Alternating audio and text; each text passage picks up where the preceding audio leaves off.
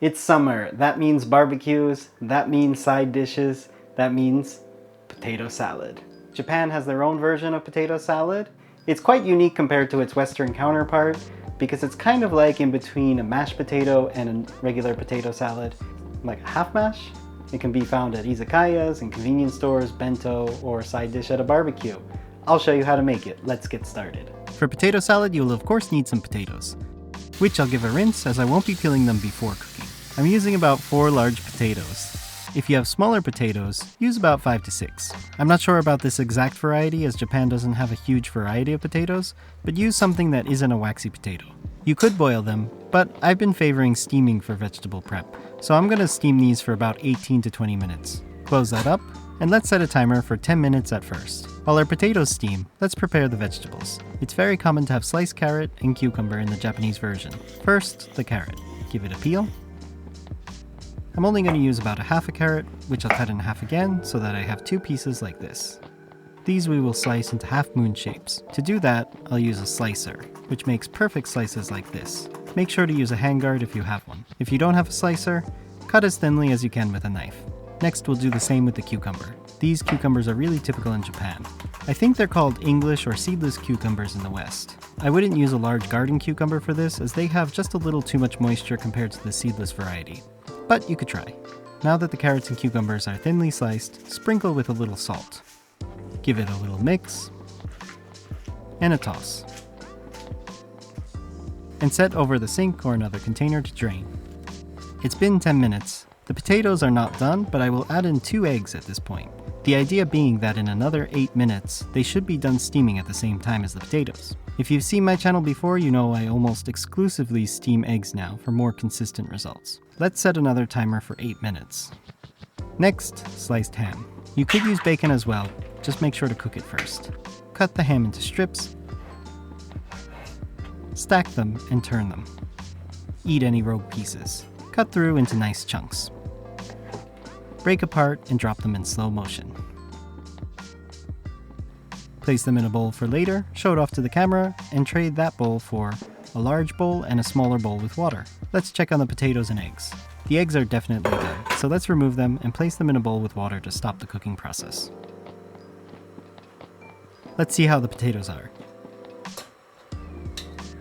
Give them a little poke with a fork. The fork should slide in and out without resistance. But this potato is hanging on just a bit, so I think I'll let them steam for just a couple more minutes. Let's crack and peel the eggs. I'm quite happy with how these came out. We have our 2 eggs ready. Let's set those aside and check on the potatoes again. Poke again with a fork, and this time, they're good. Remove and let them cool a bit.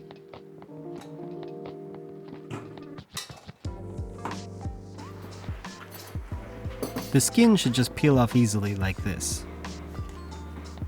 Be careful though, you can hold them with a paper towel and use a peeler if they are too hot.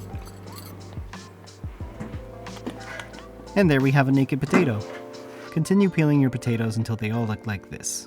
Now, the fun part. Grab a rolling pin or another blunt object, and let's give the taters a little smash.